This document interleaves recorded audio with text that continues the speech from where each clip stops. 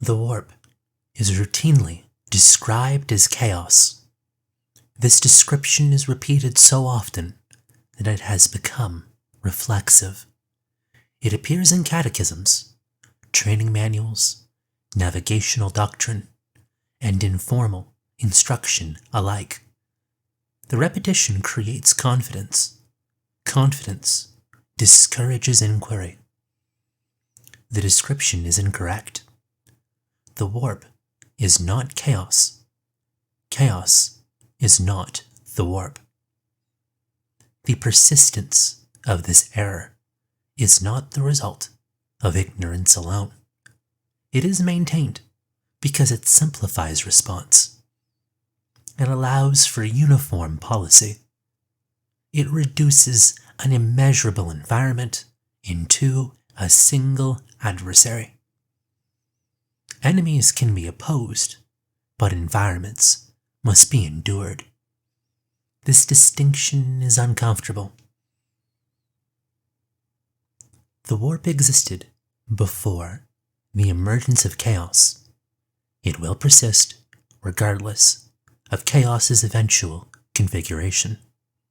The two are related, but not synonymous. Treating them as identical produces flawed assumptions that echo throughout imperial doctrine. These assumptions have consequences.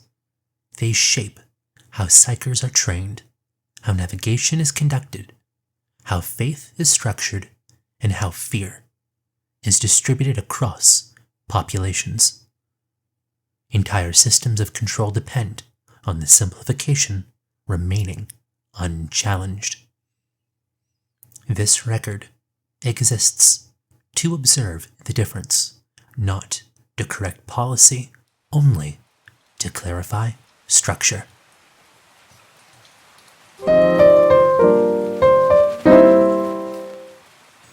Allow me to welcome you to my channel. This is Nemo Forever, and you are listening to COG Eternal. The warp is best understood as a medium rather than an entity. It does not initiate. It does not decide. It does not plan. It responds. Thought leaves impression. Emotion generates pressure. Memory accumulates. When sufficient intensity is sustained, the medium reacts by forming currents, nodes, and regions of relative stability. This is not intent. It is physics operating under unfamiliar parameters. The warp behaves as a fluid shaped by psychic mass. Areas of high emotional density produce turbulence. Repetition creates flow. Prolonged focus generates anchoring points. These effects are observable, repeatable, and indifferent to moral framing. When humanity expanded beyond its cradle, it did not merely travel through this medium. It saturated it. Entire regions of the warp were reshaped by the sudden density of human cognition. Pathways stabilized. Hazards intensified. Boundaries formed where none had previously existed. This is why ancient warp routes persist. Not because they are sacred, but because they are worn. The warp remembers use. It does not judge it. Before widespread interstellar expansion, the warp was largely opaque to humanity. Interaction was limited, sporadic, and poorly understood. Localized disturbances occurred, but no sustained imprint was left. This changed with scale.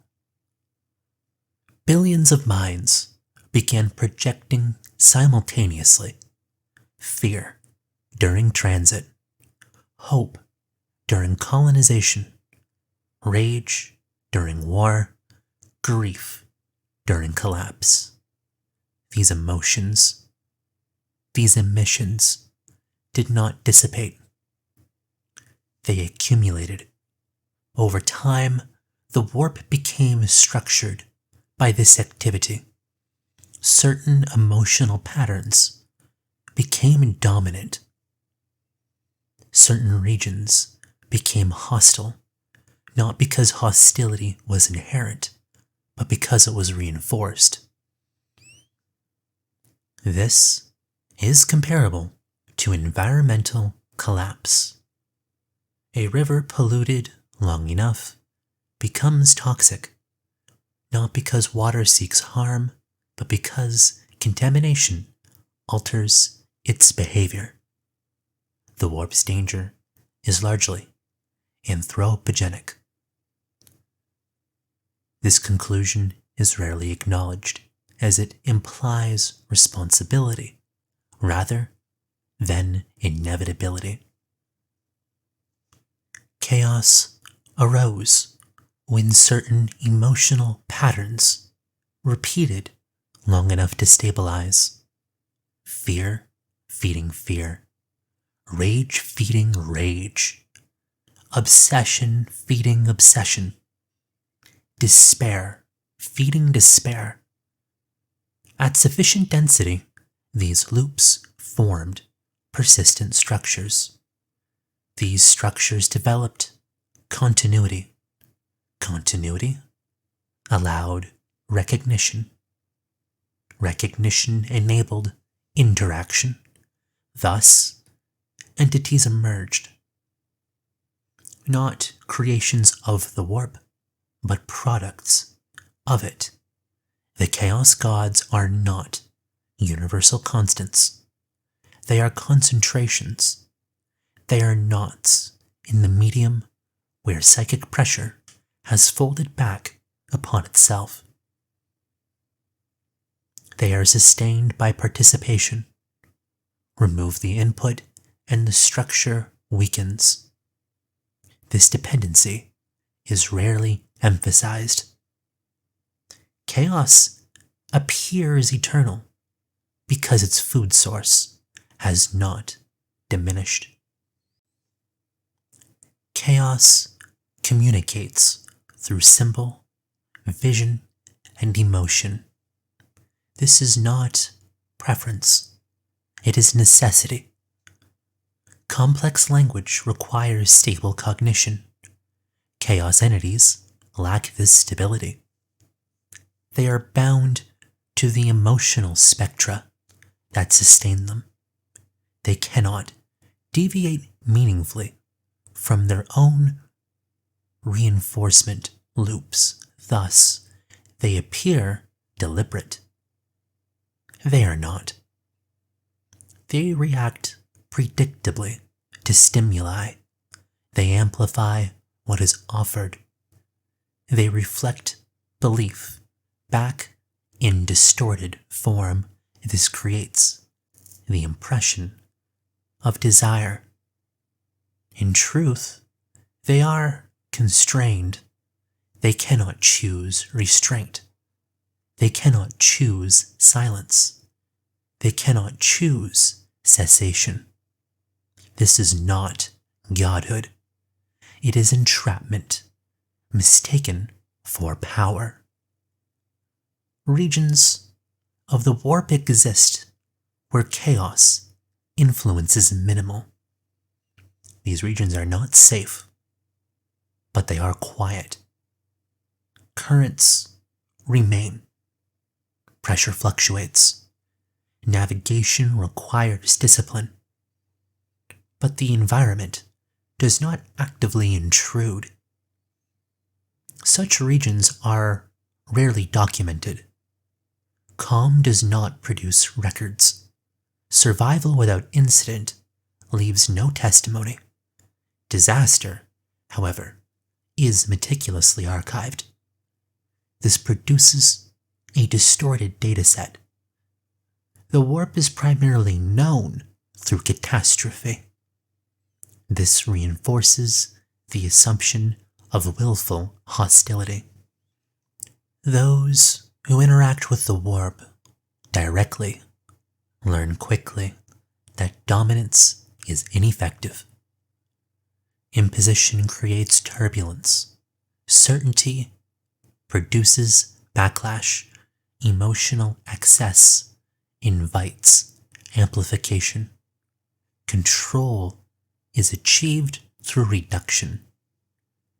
Minimizing internal noise, regulating expectation, avoiding fixation, allowing currents to pass rather than resisting them. Chaos exploits imbalance. The warp reflects it. This distinction becomes evident through experience. It is not easily conveyed. Silence within the warp is not absence. It is management. Emotional restraint reduces pressure. Mental discipline stabilizes interaction. Rituals that appear superstitious often function as cognitive anchors, limiting internal variance. Chaos thrives on excess because excess produces surplus energy. The warp does not require excess. It responds to presence alone. This is why so many sanctioned psychers appear detached, not because detachment is virtue, but because engagement carries cost. The Imperium treats the warp as an adversary. This framing simplifies governance. Fear becomes policy. Suppression becomes virtue. Knowledge becomes suspect. The warp cannot be defeated. Declaring it corrupt ensures that interaction remains adversarial, emotionally charged, and therefore destabilizing. It feeds chaos. The system reinforces itself. Psychers are feared because fear reduces unpredictability. Training emphasizes restraint through terror. Failure is punished immediately. Success is framed as temporary reprieve. This produces compliance. It does not produce understanding. The warp becomes associated exclusively with danger. Psychers internalize this framing. Emotional volatility increases. Chaos benefits. This outcome is tolerated because alternatives risk decentralization. If the warp is not inherently chaos, then policy is flawed. If chaos is emergent, then responsibility exists. These implications are destabilizing. Thus, simplification persists.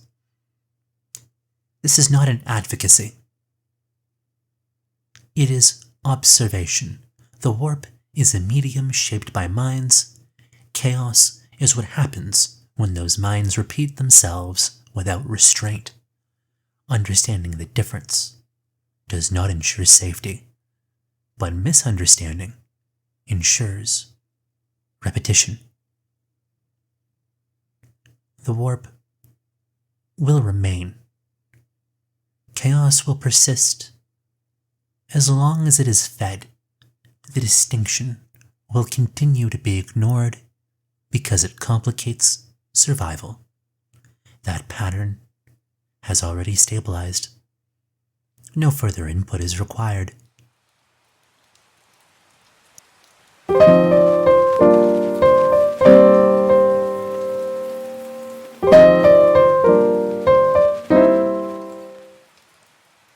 Thank you, Aspirant Psyker, for listening. Cog Eternal can be found on YouTube, Spotify, and Rumble. Should you spread this emotion, this sound, I would appreciate it. Like, inquisitive the comments, and subscribe. If you like this, please consider My Neighbors, as written in the description.